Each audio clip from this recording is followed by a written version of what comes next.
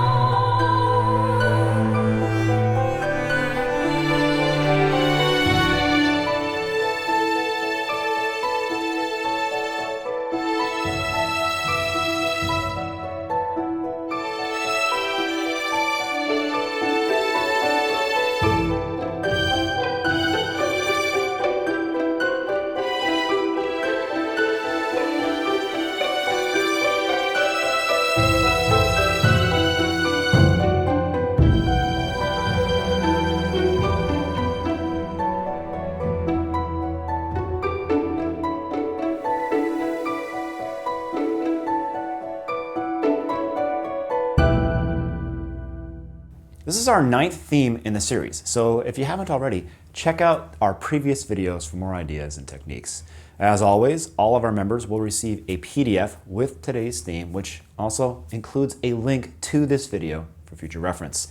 You can join right here on YouTube, or if you're not ready to become a member just yet, remember that you can get the PDF for any of our videos on emdex.com. The link is in the description down below. Today we'll explore techniques involving ostinatos, polymeters, hemiolas, and ways to disguise the barline. In video game music, we often want to create pieces that break away from a strict groove. Sometimes a drum beat or a pattern that marks the downbeat isn't necessary, and instead, a freer flow suits the mood a little better.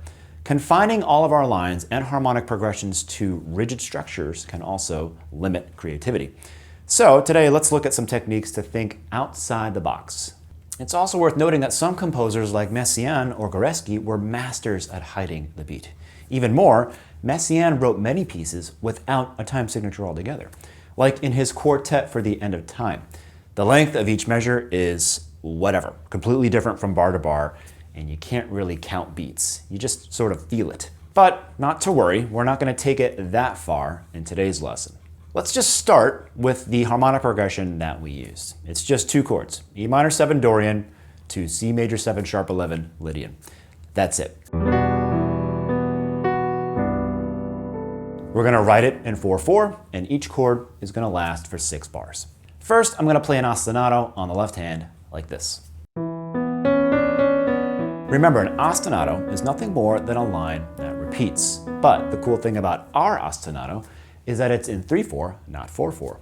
So it will cross the bar lines working against our 4/4 meter. This is actually known as a hemiola, disguising the meter through the creative use of beat groupings. So the right hand is in 4/4, but the left hand is actually in 3/4.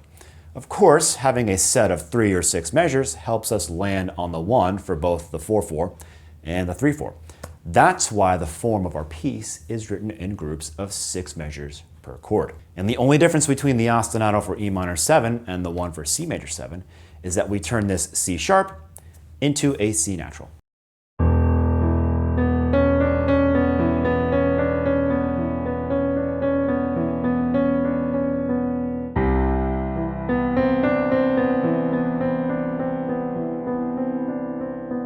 That's all we're going to play on the left hand. We're going to repeat this pattern indefinitely. Now on the right hand, we're going to use 2 different structures. Over Em7, we'll play this.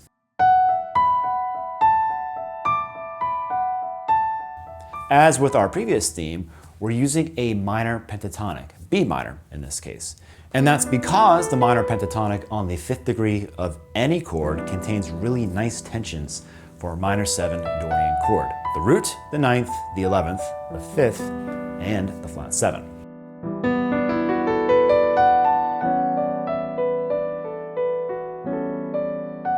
And for the C major 7 sharp 11, we're playing this structure: F sharp, G, and D.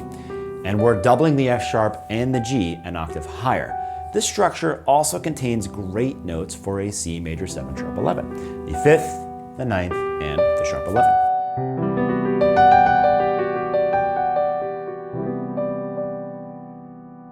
These two structures share an important property. They both work on either chord.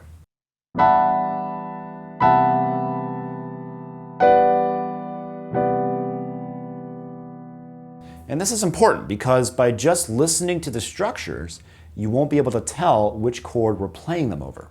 And it's that property that's going to help us come up with really interesting melodies, counter melodies, and bass lines. So how are we going to use these two structures? Simple. We're going to create a false ostinato. Let me show you. Instead of having a pattern that repeats exactly the same every time, like a typical ostinato, we're going to write a pattern that sounds like a repetitive pattern, but it's actually not always exactly the same. To achieve this, we're going to split the structures into two sections: 2 notes on the lower section and 3 notes on the upper section. So, on the first structure, E and F sharp will be the 2 lower notes, and A, B, and D will be the upper notes. Now, we simply write a compound line by using the lower notes and insert the top notes one by one in random order.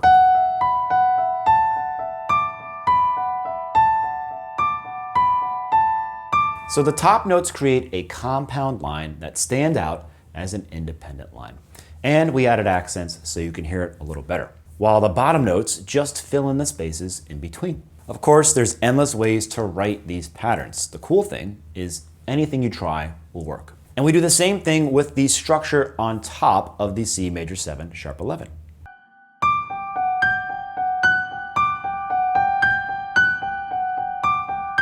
And when we play our ostinato on the left hand and the compound line patterns on the right hand, we get this.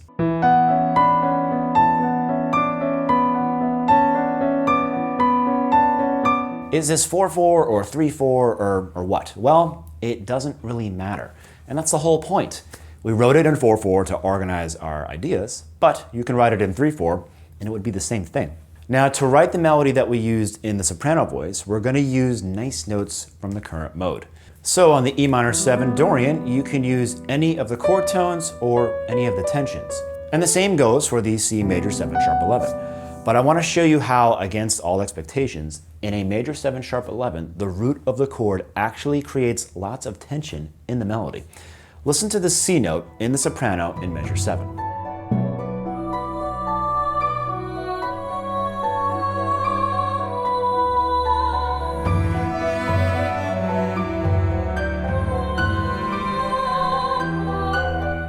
This is nothing more than the root of our chord, but listen to how dissonant it sounds. It's beautiful, but it creates lots of tension because the root, C, when played above the harmony, clashes both with the major 7, B, and with the sharp 11, F sharp.